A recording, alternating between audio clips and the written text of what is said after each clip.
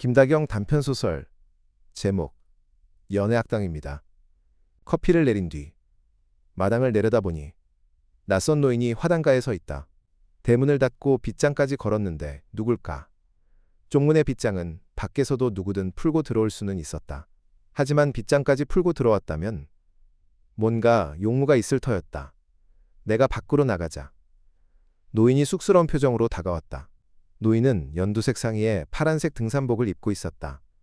옷차림이 주름진 얼굴과는 어울리지 않게 상쾌했다. 선생님, 마을에 사는 박가라고 하는데요. 아이들이 배우는 영어를 좀 배워볼까 해서 왔는데요. 노인은 단숨에 말했다. 나는 왜 영어를 배우려고 하는지 의아해하며 그를 바라보았다. 마크치가 배우니까 저도 한번 배워볼래요. 열심히 할 테니까 나도 좀 가르쳐주세요. 영어보다는 건강을 위해 운동을 하시는 것이 더 좋을 것 같다고 애둘러 말하자 박노인의 얼굴이 약간 붉어졌다. 왜 나는 안 가르쳐 주려고 하세요? 김막근 노인이 영어 공부를 시작했지만 며칠 지나면 못 배우겠다고 하겠지. 그러면 그때 끝내리라 마음먹고 있었다. 그런데 김노인이 소문을 낸 모양인지 박노인까지 오고 보니 이젠 어쩔 수 없이 영어 수업을 하게 되겠구나 생각하니 난감하지 않을 수 없다. 금년엔 대학 강의까지 줄이고 그동안 구상 중이었던 장편소설을 쓰고 있었다. 이런 내 계획을 알리 없는 박노인은 떼를 쓰고 있는 것이다. 왜 영어를 배우려고 하십니까? 영어니까요. 그것을 배우고 싶단 말입니다. 이미 김노인에게 영어를 가르치고 있으니 못하겠다고 할 수도 없는 노릇이었다. 내가 김노인에게 영어를 가르치기 시작한 것은 일주일 전쯤의 일이었다. 김노인도 박노인처럼 마당으로 들어와서는 막무가내로 영어를 가르쳐달라고 떼를 썼다. 손자들과 대화를 하고 싶다고 했다. 내가 영어 선생이 아니니 생각해보고 말씀드리겠다고 하자 그는 이렇게 말했다. 대학에서 학생들을 가르치는 박사 선생님이라고 들었는데 영어를 모르시겠습니까? 빼지 말고 좀 가르쳐주세요. 아버지 또래의 어르신이 허리를 굽실거리며 매달리는 데는 도리가 없었다. 결국 김노인에게 일주일에 2번 화요일과 금요일 수업을 하기로 하고 알파벳을 가르치고 있던 참이었다. 김노인은 2번째 수업날 벌써 알파벳을 다 외우고 쓸 정도였다. 물론 필순이 틀리기도 했지만 영어에 대한 열정은 놀라울 정도였다. 그동안 배우고 싶었던 공부라 그럴 수도 있겠다 싶었다. 수업이 끝났을 때 김노인은 또 만납시다라는 말을 영어로 물었다. 내가 See you again이라고 가르쳐주자 그는 See you again, See you again하고 수없이 외우고 나서는 한글로 적어갔다. 이틀 뒤 박노인은 예정된 시간보다 30여 분 일찍 도착했다. 내가 방문을 열어주자마자 성큼 안으로 들어와 꾸벅 인사를 한다. 방이라야 2개뿐인데 안방과 주방이 딸린 방이 전부였다. 주방이 딸린 방에서 공부를 해야 할 형편이었다. 잠시 뒤 인기척을 하며 김노인이 안으로 들어오다가 박노인을 보고 화들짝 놀랐다. 형님, 여기는 무슨 일이야? 김노인이 한쪽 발을 안으로 들인 채 박노인에게 물었다. 너만 공부하면 되겠냐? 뜻밖에도 박노인의 목소리가 냉랭하다. 내 말은 어떻게 알았냐 하는 것이지. 너는 아무도 모르게 혼자만 배우고 싶었는가 보다. 박노인의 말 속에 뭔지 모를 가시가 숨어 있다. 나는 서둘러 어르신들의 대화를 끊었다. 그럼 공부를 시작해볼까요? 사실 내가 마을 어르신들과 안면을 트게 된 것은 훨씬 전의 일이다. 시내에 있는 집에서 저녁 식사를 마치고 늦은 시간에 집필실로 들어오는 길이었다. 시내 집에서 집필실까지는 26km의 거리였다. 4차선 도로에서 우회전한 다음 들길로 한참을 들어가면 들판 한가운데 마을이 있었다. 마을에는 버스가 들어오지 않아 마을 사람들은 700여 미터 거리에 있는 정류장까지 걸어가야 했다. 운전을 하며 마을로 들어가고 있는데 앞에서 2 노인이 걸어가고 있었다. 헤드라이트 불빛이 닿자 그들은 한쪽으로 비켜서며 계속해서 앞을 향해 걸었다. 나는 늘 하던 대로 어르신들 앞에 차를 세웠다.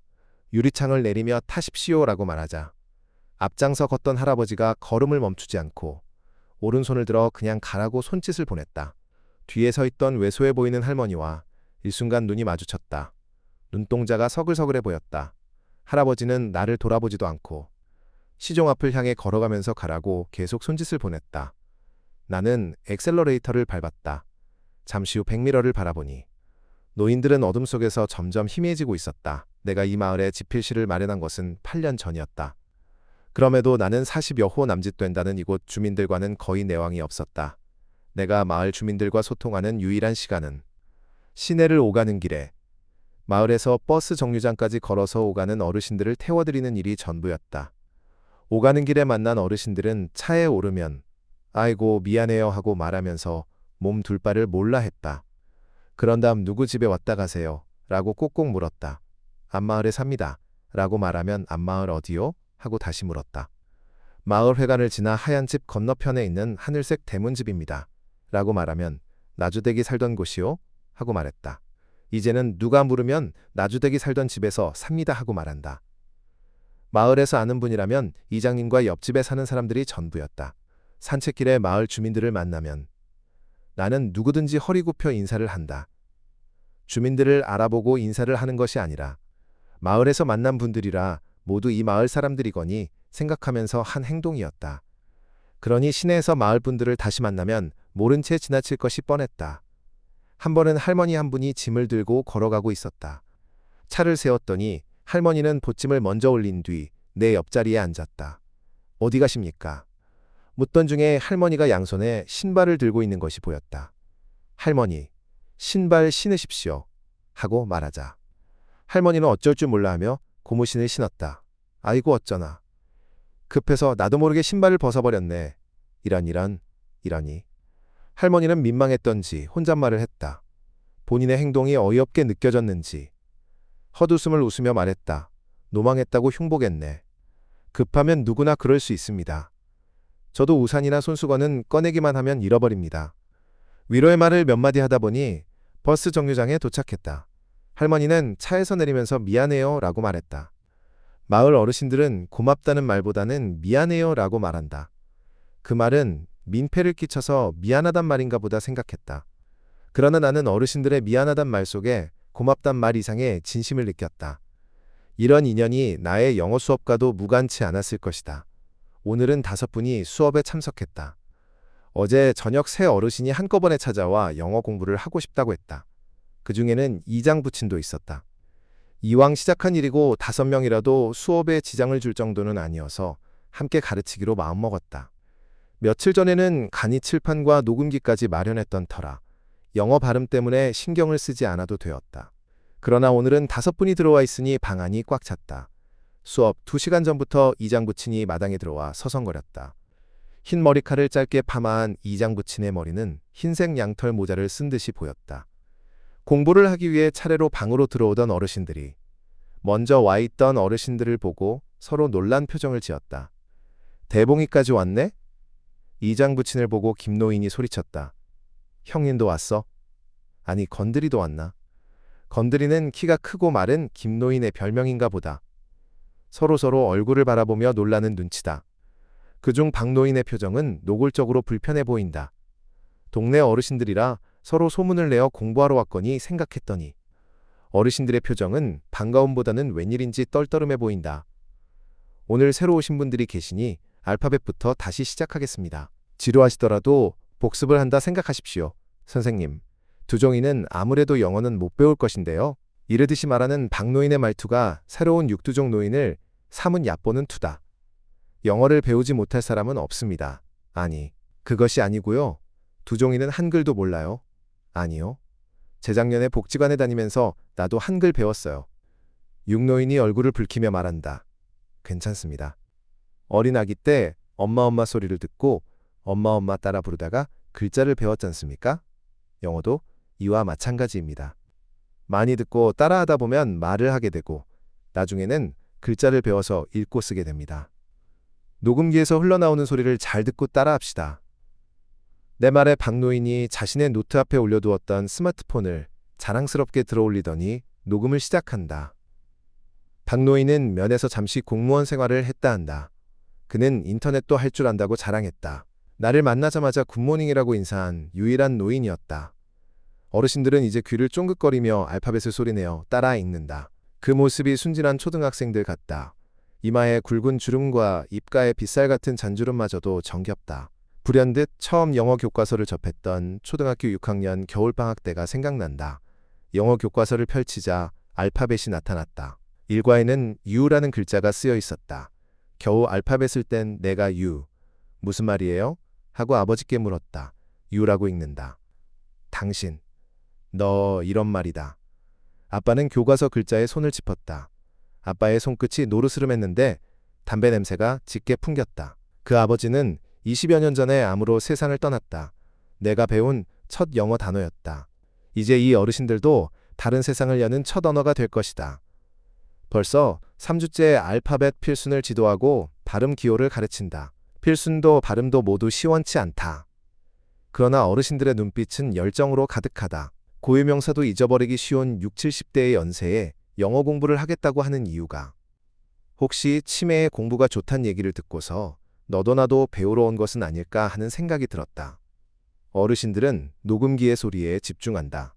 단 한마디도 놓치지 않으려는 모습이 안타까울 정도다. 알파벳을 시작한 지 얼마 되지 않는 이장부치는 글씨를 쓰는 손길이 떨린다. 마치 그림을 그려놓은 모습이라 웃음이 솟는다. 나는 가끔 동네를 산책한다. 어둠이 서서히 밀려오는 시간, 빛이 사라져가는 시간에 골목길을 걷는다. 자신의 의지와 상관없이 고유의 색깔을 잃어버리는 대지의 쓸쓸한 모습은 육체가 시들어가는 모습과도 닮았다. 나는 그 쓸쓸함을 주우러 마을길과 들길을 서성이곤 했다. 마을회관 앞을 지날 무렵 대형 버스 한 대가 숨가쁘게 들어오더니 마을 사람들을 풀어놓고 떠난다. 선생님, 어디 가세요? 뒤를 돌아보니 버스에서 내린 김노인이 나를 바라보며 반가운 목소리로 물었다. 김노인이 일을 갔다가 돌아오는 길이라고 했다. 이른 아침이나 저녁 무렵이면 마을에 대형 버스가 나타나곤 했는데 이는 일당 일꾼들을 인근 마을이나 시내의 일터까지 실어다주고 저녁이면 다시 데려다주는 버스라는 것을 이미 알고 있었다. 그러나 김노인이 일당으로 일할 만큼 건강해 보이지 않았기 때문에 나는 그를 유심히 바라봤다. 구부정한 어깨 위에 낡은 배낭을 메고 있는 김노인의 모습은 지쳐 보였지만 목소리는 의외로 밝았다. 김노인 외에도 너댓분의 마을 사람들이 내렸는데 대부분 할머니들로 보였다. 선생님, 내일부터 울돌목 축제를 하는데 금요일 하루만 쉬어주면 안 되겠습니까? 이장부친이 열띤 얼굴로 물었다. 그럼 축제 기간에는 쉬겠습니다. 나로선 반가운 일이었다. 그리고요, 선생님. 어렵사리 말을 꺼내놓고 한참을 망설인다. 양털 머리칼 아래로 이마 위에 주름살이 냇물을 그린다. 다름이 아니라 이장부친이 말을 하다 말고 뒤를 돌아봤다. 김노인이 눈을 꿈쩍한다. 다름이 아니라 영어로 사랑합니다. 그런 말도 가르쳐주면 안 되겠습니까? 방 안에는 한바탕 웃음꽃이 터졌다. 그런 것도 모르냐? 박노인이 헤헤 웃는다. 뭔데? 노래도 모르냐? I love you. You love me. 노래도 있잖아. 선생님 말은 믿어도 네 말은 못 믿으니까. 선생님, 잘 가르쳐주세요. 이제는 부끄러움이 없이 목소리가 당당해진다. 나는 칠판에 I love you를 판서한 뒤 따라 읽게 했다. 합장을 하는 어르신들의 얼굴에 갑자기 화색이 돌고 흐릿했던 눈빛에 생기가 뿜어져 나왔다. 가장 어리다는 64살의 육두족 노인에서부터 72살인 박노인까지 모두 10대로 보인다. 불현듯 방 안에는 소년들만 모여있는 것 같다. 나는 사랑한다는 말을 제일 먼저 가르쳐 드릴 걸 하고 생각했다. 수업이 끝나고 모두가 집으로 돌아간 뒤 김노인이 다시 방으로 들어섰다. 잊으신 물건이라도 있으십니까? 내 물음이 채 끝나기도 전에 김노인은 주춤주춤 다가서더니 몹시도 거북해하면서 노트를 펼쳐서 보여주었다. 나는 행복합니다. 이 말을 영어말로 좀 써주십시오. 나는 이 말이 무슨 말인가 생각했다. 나는 행복합니다인가요? 김노인이 얼굴을 붉히며 고개를 끄덕인다. 내가 영어로 쓰고 발음까지 한글로 써준 뒤 소리내어 읽어주자. 김노인은 좋아라 집을 나갔다. 저녁 무렵 산책을 나갔다가 골목길에서 이장을 만났다. 그는 항상 그렇듯 고개를 깊이 숙여 인사를 했다. 나는 지나치려 했지만 그는 멈춰서서 뭔가 망설이더니 용기를 낸 듯 입을 열었다. 선생님, 저희 아버님은 사정이 좀 있어서 그러는데 공부를 안 했으면 합니다. 좋아서 하시는 공부를 왜 그러십니까? 그게 실은 딸기 농사를 해서 번 돈을 울돌목 축제에 갔다가 다 써버렸어요. 성실하다고 소문난 이장은 가을 거지가 끝나면 비닐하우스에서 딸기 농사를 하느라 겨울에도 쉴 틈이 없었다. 어두운 저녁에도 트랙터로 논을 갈고 있는 그를 본 적이 있을 정도로 부지런했다. 오늘 유심히 그의 얼굴을 바라보니 젊은 그의 모습은 온데간데 없고 그의 아버지보다 더 늙어 보였다. 이번 울돌목 축제에 놀러가서 필리핀 아주머니하고 30만 원이나 써버렸는데 겨울부터 쓴 돈이 자그만치 100만 원이 넘어요. 아이들 학원비를 내려고 농협에 갔다가 알았습니다. 필리핀 아주머니요? 그런 사람이 있어요? 우리 마을에 필리핀에서 시집와서 사는 세댁이 있어요. 한 5년쯤 됐을 거예요. 샛별이하고 은별이라고 남매를 낳았는데 2년 전에는 필리핀에서 외할머니가 와서 살더니 작년 겨울에는 샛별이 이모까지 와서 삽니다. 이장은 난감한 표정을 감추지 않았다. 그동안 뭔가 이상하다고 느끼긴 했지만 미처 생각지 못했던 일이었다. 그토록 갈급했던 영어 공부가 동네 어르신들이 필리핀 여성과 사랑해. 생각이 여기에 미치자 나도 모르게 실소를 금치 못했다. 매 수업마다 눈을 비비며 내 말에 귀를 기울이던 어르신들의 모습이 떠올랐다. 다음날 나는 외출을 하기 위해 서둘러 마당을 나오고 있었다. 그때 이장 부친이 실실 웃으며 나타났다.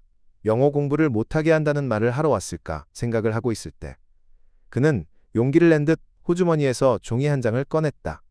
이것이 무슨 말인지 모르겠어서 갖고 왔는데요. 지금은 약속이 있어서 가야 합니다. 제 방에 놓고 가십시오.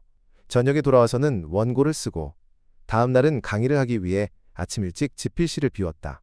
오후에 돌아오니 이장 부친이 마당에서 나를 기다리고 있었다. 나는 그제야 편지 생각이 났다. 아이고, 죄송합니다. 제가 바빠서 아직 읽어보질 못했습니다. 내일은 우리 수업 날이니 수업 끝나고 말씀드리겠습니다. 이장 부친은 민망한 듯 뒷목을 긁적이며 마당을 나갔다. 그날 밤도 나는 이장 부친이 놓고 간 종이를 읽어보지 못했다. 마감 원고 때문에 신경을 쓸 여유가 없었다. 눈을 뜨자마자 밖에서 말소리가 들려온다. 어르신들이 마당에 들어와 있는 모양이었다. 수업 시간까지는 1시간 남짓 기다려야 했다. 그런데도 어르신들은 벌써 들어와 있는 모양이었다. 아침에야 잠든 탓에 몹시 고단했다. 방문을 열자 김 노인이 제일 먼저 얼굴을 내밀었다. 선생님, 이것을 아무도 모르게 잘 읽어주세요. 김 노인이 다급하게 내민 편지는 뜻밖에도 영어로 쓴 편지였다. 모르는 단어가 군데군데 눈에 띄었다. 저도 모르는 말이 있으니 사전을 찾아봐야 합니다. 그러니 내일 알려드리겠습니다. 수업이 끝나고 모두가 돌아간 뒤 나는 사전과 편지를 들고 자리에 앉았다. 사랑하는 김마크 씨, 선물 고마워요. 옷이 너무너무 마음에 듭니다. 비싼 옷이니 아껴 입을 생각입니다. 임신이 되었습니다. 임신이 아니기를 간절히 기도하면서 병원까지 갔습니다. 임신이 확실했습니다. 자스민. 66살이라는 김 노인은 2년 전에 상처를 하고 혼자 산다고 했다. 과연 임신이 가능할까? 김 노인은 건들이라는 별명처럼 키가 크고 마른 편인데 탈모로 인해 70이 넘은 박 노인보다 더 늙어 보였다. 나는 그제야 어제 받아둔 이장 부친의 편지가 생각났다. 하교할 무렵 이장 부친이 미소 지으며 몇 번씩 나를 바라보았을 때도 나는 잊고 있었다. 사랑하는 윤태봉 씨, 당신은 언제나 제게 힘이 됩니다. 보약은 잘 먹고 있습니다. 난 임신이 되고 말았답니다. 임신 중에 그 약을 먹어야 할지 모르겠습니다. 자스민. 나는 잘못 봤나 생각하며 편지지를 나란히 펼쳐놓았다. 한 장은 김마끝, 다른 한 장은 윤태봉. 보내니는 같은 필적의 자스민이라는 여자였다. 키다리 김노인과 양털 머리칼 이장 부친의 얼굴이 차례로 지나갔다. 두 사람을 동시에 사랑한다고 하고 임신을 했다고 얘기하고 있다. 이런 여자라면 다음엔 중절 수술을 하겠다고 할 것이고 뻔한 스토리가 눈앞에 전개되었다. 돈이 목적이 아니고서야 이런 편지를 보내지는 않겠지. 그런데 여자는 아이를 낳아 기르겠다는 말도 중절 수술을 하겠다는 말도 없다. 단지 임신 소식을 전한 것뿐. 두 사람에게. 그것도 동시에 임신 소식을 전한 건 왜일까? 동시에 두 노인과? 과연 두 노인이 임신을 시킨 것은 사실일까? 이틀 뒤 수업 시간이 되자 이번에도 김 노인이 제일 먼저 나타났다. 나는 어떻게 하면 좋을지 고민 중에 있었다. 여자는 돈을 바라고 한 행동이 분명해 보이고 임신 소식을 알려주면 어르신들은 어떤 방법으로든 중절 수술비를 벌어야 할 형편에 놓일 것이고 그때 이장 부친이 실실 웃으며 들어왔다. 건드리는 무슨 일로 이렇게 일찍 왔냐? 이장 부친이 김 노인에게 경계심을 보이며 물었다. 궁금한 마음을 감추고 서로를 탐색하듯 바라보는 어르신들의 표정에 나는 나오는 웃음을 깨물었다. 그러나 편지 내용을 생각하니 난감하기만 했다. 오늘따라 수업 시간은 금방 지나갔다. 수업이 끝났을 때도 나는 두 어르신에게 어떤 말을 전해야 할지 판단이 서지 않았다. 간밤에는 사실대로 알려드려야 한다고 생각했지만 어르신들을 마주 대하고 보니 검버섯이 오른 마른 얼굴에 안타까움마저 느꼈다. 더욱이 여자의 편지가 석연치 않아 자꾸만 망설여졌다. 이장 부친과 단둘이 마주했을 때 나는 임신 사실을 감추고 보약을 잘 먹고 있단 말만 사실대로 알려드렸다. 그러자 그는 또 무슨 말을 썼던가요? 하고 자꾸 물었다. 그가 돌아간 뒤 김노인이 밖에서 망을 보고 있었던 듯 금방 들어왔다. 나는 그에게도 임신 사실을 감추고 옷 얘기만 전했다. 두 어르신의 얼굴은 행복으로 가득했지만 나는 좀 심란했다. 멀리서 개 짖는 소리가 조그맣게 들려오더니 점점 가까워진다. 이제는 옆집 개까지 합세하여 극렬하게 짖어댄다. 귀가 따갑다. 그 소리는 한참 동안 마당을 점령했다. 초저녁이면 골목길을 오가는 사람들 때문에 개들이 짖었지만 어둠이 깊어지면 적막함이 마을을 삼키곤 했다. 개 짖는 소리는 지필실 마당에서 멈췄다. 나도 모르게 긴장한 채 손을 멈췄다. 창문에 검은 그림자가 스치는가 싶더니 사라졌다. 몇 차례 그림자가 지나쳤지만 나는 하던 일을 마치고 자리에서 일어났다. 그때 무슨 소리를 들은 것 같았다.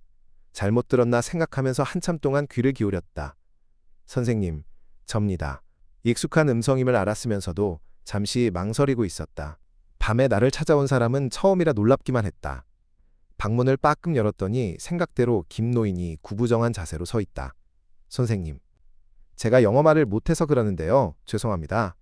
내일 오셔서 말씀해 주십시오. 미안하다며 머리를 조아리는 김노인을 나는 단호한 음성으로 말한 뒤 방문을 닫았다. 미안한 마음도 없지 않았지만 그러지 않으면 시도 때도 없이 드나들 것만 같았다. 다음 날 아침 일찍 김노인이 찾아와 종이 한 장을 주고 갔다. 영어로 적어달라는 부탁이었다. 나는 자스민을 만나서 행복합니다. 사랑하는 자스민을 행복하게 해주고 싶소. 긴 말 끝. 비록 맞춤법은 엉망이었지만 소리내어 읽어보니 무슨 말인지 내용은 알 수 있었다. 애정 어린 김노인의 표현이 놀라울 따름이었다. 수업날이 되자 김노인은 내 눈치만을 살폈다. 나는 시종 모른 채 수업을 진행했다. 수업이 끝난 뒤 나는 김노인에게 영어 편지를 건넸다. 긴장한 그의 얼굴에 금세 미소가 출렁거렸다. 김노인이 방을 나가자 방 안에서 어물거리던 박노인이 부스럭거리며 종이 한 장을 내밀었다. 영어로 적어달라는 것은 편지가 분명했다. 순간 이러다 러브레터를 대필하는 사람이 되겠구나 싶었다. 영어 수업이 어느샌가 변질되고 있다는 생각이 들면서 기분이 꺼림칙해졌다. 문득 영어 수업을 중단해야 할지도 모른다는 생각이 들었다. 저녁에 원고를 쓰려고 책상에 앉아있자니 내가 왜 임신 사실을 감추는 황당한 일을 저지르고 말았을까? 생각을 거듭하다 보니 이번에는 사건을 해결해줘야 할 것 같다는 생각이 들었다. 자스민이라는 여자를 만나 임신 사실을 확인하고 만약 임신이 사실이라면 누구의 아이인지, 키울 것인지 중절 수술을 할 것인지 물어야 하는 것이 아닐까? 내가 지금 무슨 생각을 하고 있는 것일까? 이런 일이 가당키나 한 일인가? 도무지 일이 손에 잡히지 않았다. 우선 그 여자를 만나보는 것이 좋을 것 같기도 했다. 그러나 어르신들의 사생활에 내가 나서는 것이 과연 옳은 일일까? 그것이 아니라면 편지 내용을 사실대로 알렸어야 했다. 아무것도 모르고 행복해하는 어르신들을 보니 머리가 뒤숭숭해졌다. 아내가 있는 이장 부친에게는 임신 사실을 알리지 말고 호라비인 김노인에게만 말해줄까? 자스민이라는 여자가 중절 수술비를 벌려는 수작일 거야. 그러지 않고서야 두 어르신에게 동시에 알릴 수는 없어. 그렇다면 다른 어르신들과는 어떤 관계일까? 내일은 수업이 끝나면 자스민이라는 여자를 만나봐야겠다고 생각했다. 그러나 노인들의 은밀한 사생활에 끼어든다는 게 유쾌하지가 않았다. 화요일 오후 어르신들은 여전히 깨끗한 옷차림으로 들어와 자리에 앉았다. 태봉이가 무슨 일로 결석이냐? 김노인이 뒤를 돌아보며 물었다. 수업 시간이 다 되었음에도 이장 부친이 나타나지 않는다. 선생님, 한 번만 결석하면 퇴학시키세요. 박노인의 갑작스러운 호칭에 나는 웃음이 나오려는 것을 간신히 참았다. 순간 머릿속에서는 이장이 못 나가게 했구나 하는 생각이 번쩍 들었다. 나는 수업을 시작했다. 뜻밖에도 어르신들이 수업에 집중을 못했다. 선생님, 제가 이장 집에 한번 갔다 올래요. 박노인은 말을 마치기가 무섭게 대답도 듣지 않고 방을 나갔다. 잠시 후 그가 돌아왔다. 집에 가봤더니 아무도 없더군요. 그저께인가 자전거 타고 면회 가는 것을 봤는데 김노인이 불쑥 말한다. 박노인이 갑자기 방문을 열어 밖을 내다봤다. 수업 중에 어르신들이 안절부절 못하는 모습은 처음이었다. 무슨 일인지 자네는 안 가? 박 노인이 김 노인에게 물었다. 선생님, 제가요 갈 만한 데를 한번 찾아볼게요. 김 노인의 말에 다른 노인들도 나도 한번 가볼게. 나도 찾아봐야지 하며 어르신들이 모두 방을 빠져나갔다. 나는 방을 정리한 뒤 잠시 운동을 나갔다 돌아왔다. 그때 이장이 나를 찾아왔다. 우리 아버님 여기 안 오셨지요? 그제 당숙집에서 하룻밤 주무시고 오시겠다고 했는데 어젯밤에도 돌아오시지 않아서 연락을 해보니 시제에도 안 오셨다고 하네요. 이장은 걱정이 되는지 풀이추고 있었다. 아버님께 전화를 해도 충전이 다 됐는지 먹통이 돼버리고 이장이 바쁜 걸음으로 집을 나갔다. 이장 부친이 자스민의 임신 사실을 알고 걱정이 되어 집으로 돌아오지 못하는 것은 아닐까? 그러다 나는 이내 고개를 흔들었다. 두 노인의 태아가 아니고 제3의 인물일 수도 있지 않을까? 온갖 상상이 춤을 춘다. 다음 날 오후 박 노인이 숨 가쁜 목소리로 나를 부르며 마당으로 들어섰다. 태봉이가 논을 팔아서 샛별이 이모하고 도망쳤대요. 이장 부친이. 나는 깜짝 놀랐다. 사흘 전 호라비 김 노인이 종이 한 장을 가져와서는 이 그림이 무슨 뜻인지 모르겠다고 했다. 종이에는 서툰 그림이지만 달걀 모양 속에 태아가 그려져 있었다. 나는 그제야 김 노인에게 임신 사실을 알려주었다. 김 노인은 그림을 바라보며 짐작은 했으나 나이가 많아서 혹시나 했다며 그 역시 놀라는 기색이 역력했다. 김 노인은 아무 말도 하지 않고 한참을 서 있었다.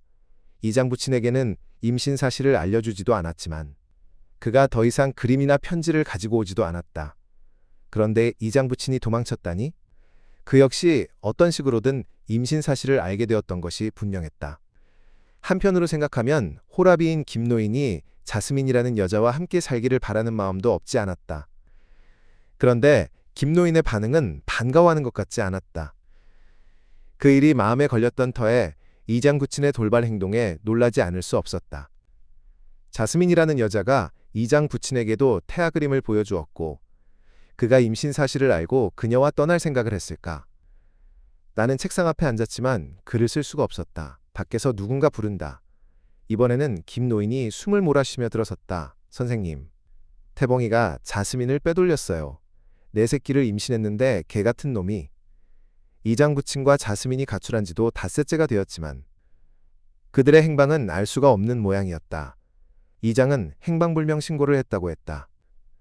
그들이 도망했다는 소문이 점점 확실해지는 가운데 어르신들은 수시로 집필실을 드나들며 소문을 물어날랐다. 축제 때도 육두족 노인이 자스민 곁에 앉자 이장 부친이 그들 사이로 끼어들어 분위기가 험악해졌다고 했다. 또 박 노인이 자스민에게 술 한 잔을 권하자 이장 부친이 박 노인의 술잔을 빼앗아 대신 마셨다는 둥. 이장 집에서도 자스민이 사는 샛별이네. 집에서도 그들을 찾으려 한다는 소식만 들려왔다. 한 번은 인근 마을장에서 그들을 본 적이 있다는 소문도 나돌았지만 어디까지나 헛소문뿐이었다.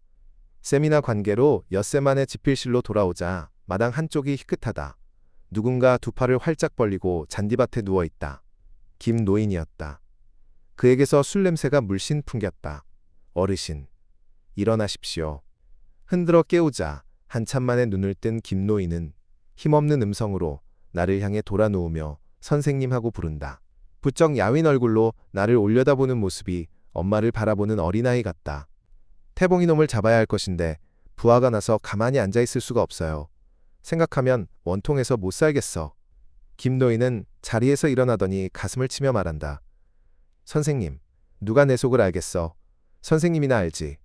그는 방으로 따라 들어와 벽에 등을 기대고 앉았다. 필리핀으로 갔을 거라고. 그렇게 되면 내가 아버지인지도 모르고 살 것인데. 그는 혼잣말을 계속했다. 한참을 함께 앉아 있었지만 얘기가 끝날 것 같지 않다. 그는 얘기를 계속하다가 잠시 끊었다 다시 반복하고 있다. 나는 자리에서 일어나 혼자만의 방으로 들어왔다. 독서를 시작했지만 귓속으로는 김 노인의 얘기가 계속 흘러들었다.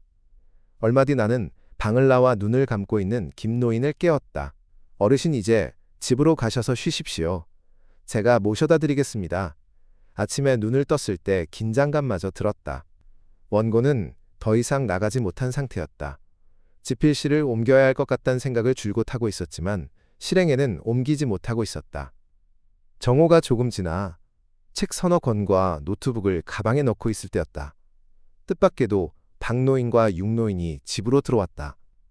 공부하러 왔어요. 사건이 터지고 나서 수업은 자동적으로 종료된 거나 마찬가지였다. 이장부친과 자스민의 행방불명은 위아래 동네는 물론 면 단위를 술렁거리게 한 사건이었다. 이 일에 나까지 연루되어 마을 주민들로부터 눈총까지 받고 있었다. 내가 이를 핑계로 영어 수업을 계속할 수 없음을 간곡히 말씀드리자 두 어르신은 몹시 아쉬운 얼굴로 돌아섰다. 마침 집으로 들어오던 김노인이 나가는 그들과 마당에서 마주쳤던 모양이었다. 선생님은 박가가 공부하러 온 속셈을 모르시지요? 저 둘이 샛별이 외할머니를 좋아해요. 나도 뭔가 의심의 눈길로 바라보고 있던 참이었다. 선생님, 자스민을 한 번이라도 보셨어요? 못 봤습니다. 얼마나 귀여운지 한국말은 밥먹어. 화장실. 샛별 은별 좋아 밖에 못해요.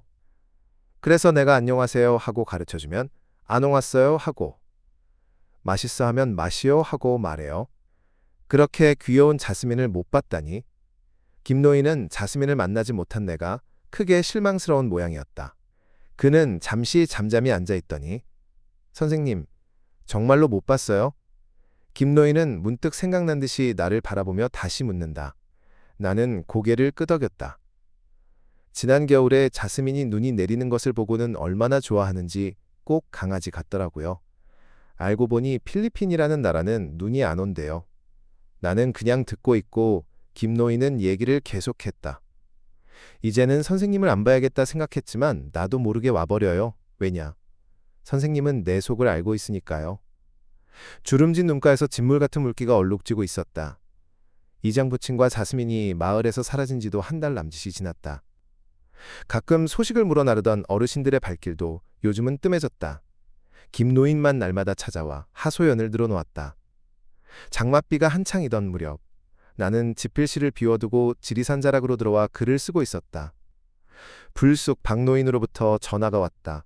선생님, 이장이 태봉이를 데려왔대요. 다급한 박노인의 음성이 단숨에 쏟아진다. 이장 부친이 돌아오셨다고요? 여자분은요? 여자는 도망가고 태봉이가 여자를 찾으러 다니다가 돈도 없고 조카한테 돈을 꿔달라고 갔는가 봅디다. 조카가 이장한테 연락해갖고 데려왔는데 거짓골로 돌아왔다니까요. 무사히 돌아오셔서 다행입니다. 나도 모르게 안도의 한숨을 내쉬었다. 작품 해설입니다. 소설 연애학당은 한적한 시골 마을에 지필실을 마련한 작가인 화자가 동네 노인들에게 영어를 가르치게 되면서 벌어지는 웃지 못할 소동과 그 이면에 감춰진 노년의 외로움과 욕망을 그려낸 작품입니다. 소설의 시작은 매우 평화롭고 목가적인 풍경으로 문을 엽니다. 도시와 떨어진 시골 마을, 버스도 잘 다니지 않는 이곳에서 화자는 세상과 단절된 채 글쓰기에 전념하고자 하지만 뜻하지 않게 마을 노인들의 영어 선생님이 됩니다. 처음에는 단순히 손주들과 대화하고 싶다거나 배움에 대한 열망 때문인 줄 알았던 영어 수업은 시간이 지날수록 미묘한 긴장감과 경쟁심으로 변질되어 갑니다. 작가는 노인들이 영어를 배우려는 진짜 이유를 서서히 드러내는 방식을 통해 독자의 호기심을 자극합니다. 단순히 학구열이라기엔 지나치게 비장하고 서로를 견제하는 모습에서 무언가 다른 목적이 있음을 암시합니다. 그 목적은 바로 마을에 살고 있는 필리핀 여성 자스민이었습니다. 노인들에게 영어는 단순한 외국어가 아니라 낯선 땅에서 온 젊은 여인과 소통하고 그녀의 사랑을 얻기 위한 유일한 수단이자 무기였던 것입니다. 이 지점에서 소설은 단순한 농촌 에피소드를 넘어 인간의 근원적인 고독과 사랑에 대한 갈망을 탐구하는 이야기로 확장됩니다. 특히 인상적인 부분은 노인들이 화자에게 영어 편지를 대필해달라고 부탁하는 장면들입니다. 김막근 노인과 이장부친인 윤태봉 노인은 각자 자스민에게 사랑을 고백하고 그녀로부터 임신했다는 충격적인 소식을 듣게 됩니다. 여기서 화자는 윤리적인 딜레마에 빠집니다. 자스민이 두 노인 모두에게 임신 사실을 알린 것은 명백히 금전적인 목적이나 기망행위로 보이지만 그 사실을 곧이곧대로 알리기에는 노인들이 품은 환상과 행복이 너무나 간절해 보였기 때문입니다. 화자가 진실을 유예하는 동안 소설은 희극과 비극의 경계를 아슬아슬하게 오갑니다. 작품의 절정은 이장 부친인 윤태복 노인이 논을 팔아 자스민과 야반도주를 감행하는 사건입니다. 평생을 성실하게 농사만 짓던 노인이 가족과 평판을 뒤로하고 사랑을 찾아 떠나는 모습은 무모해 보이면서도 한편으로는 생의 마지막 불꽃을 태우려는 처절한 몸부림처럼 느껴집니다. 그러나 그 탈출은 결국 실패로 돌아갑니다. 자스민은 도망치고 윤태복 노인은 빈털터리가 되어 초라하게 마을로 돌아옵니다. 이 결말은 노년의 사랑이 현실의 벽 앞에서 얼마나 무력하게 무너질 수 있는지를 가차없이 보여줍니다. 하지만 작가는 이들을 조롱하거나 비난하지 않습니다. 오히려 김막근 노인이 화자에게 자스민의 순수함을 변호하며 눈물을 흘리는 장면을 통해 그들의 사랑이 비록 속임수에 노란한 것이었을지라도 그 감정만큼은 진실했음을 역설합니다. 이 소설은 표면적으로는 시골 노인들의 주책 없는 연애담처럼 보이지만 그 내면에는 우리 사회에 소외된 노인 문제와 다문화 가정의 현실, 그리고 인간이라면 누구나 가지고 있는 사랑받고 싶은 욕구를 깊이 있게 다루고 있습니다. 영어라는 낯선 언어는 노인들에게 새로운 세상으로 나아가는 통로였지만 결국 그들을 기다리고 있던 것은 냉혹한 현실과 배신이었습니다. 그럼에도 불구하고 자스민이 눈을 보며 좋아하던 모습을 기억하며 그녀를 그리워하는 김노인의 모습은 독자들에게 긴 여운을 남깁니다. 이것은 단순한 치정이 아니라 늙어가는 육체 속에 여전히 살아 숨쉬는 소년 같은 순정에 대한 이야기이기 때문입니다. 이제 책을 덮고 제 마음속에 일어난 감정들을 솔직하게 적어보려 합니다. 처음 이 글을 읽기 시작했을 때는 저도 모르게 피식 웃음이 나왔습니다. 알파벳도 모르는 어르신들이 굿모닝을 외치며 쭈뼛거리는 모습이 귀엽기도 하고 서로 경쟁하듯 영어를 배우려는 모습이 마치 초등학생들 같아 보였기 때문입니다. 하지만 페이지를 넘길수록 웃음기는 사라지고 그 자리에 묵직한 먹먹함이 들어찼습니다. 칠순이 넘은 나이에도 사랑이라는 감정 앞에서는 여전히 설레고 질투하고 무모해질 수 있다는 사실이 가슴을 찔렀습니다. 우리는 흔히 노년이 되면 모든 욕망이 사그라들고 평온한 상태가 될 것이라고 착각하곤 합니다. 하지만 이 소설은 그 편견을 보기 좋게 깨뜨려 주었습니다. 이장 부친이 논을 팔아 도망쳤다는 대목에서는 안타까움보다는 묘한 카타르시스마저 느꼈습니다. 평생을 가장으로서, 마을의 어른으로서 짊어져야 했을 책임과 무게를 벗어던지고 비록 그것이 헛된 꿈일지라도 자신의 감정에 솔직하게 반응했다는 점이 제 마음을 움직였습니다. 물론 그 결과는 비참했지만 그 시도조차 하지 못하고 생을 마감하는 것보다는 낫지 않았을까 하는 위험한 생각도 들었습니다. 돌아온 그를 향해 손가락질하는 세상의 시선이 있겠지만 적어도 그 며칠간 그는 그 누구보다 뜨거운 청춘을 살았을 것입니다. 특히 김막근 노인이 자스민을 그리워하며 선생님은 내 속을 알지 않느냐고 말하는 장면에서는 저도 모르게 눈시울이 붉어졌습니다. 사기당한 것을 알면서도 그녀가 떠난 후에도 그녀의 사소한 습관과 표정을 기억하며 그리워하는 그 마음이 너무나 애달팠기 때문입니다. 사랑은 대상을 소유하는 것이 아니라 그 사람으로 인해 내가 행복했던 시간을 기억하는 것일지도 모르겠다는 생각이 들었습니다. 노인에게 자스민은 단순한 이성이 아니라 회색빛으로 저물어가던 인생에 찾아온 마지막 총천연색 무지개였을 것입니다.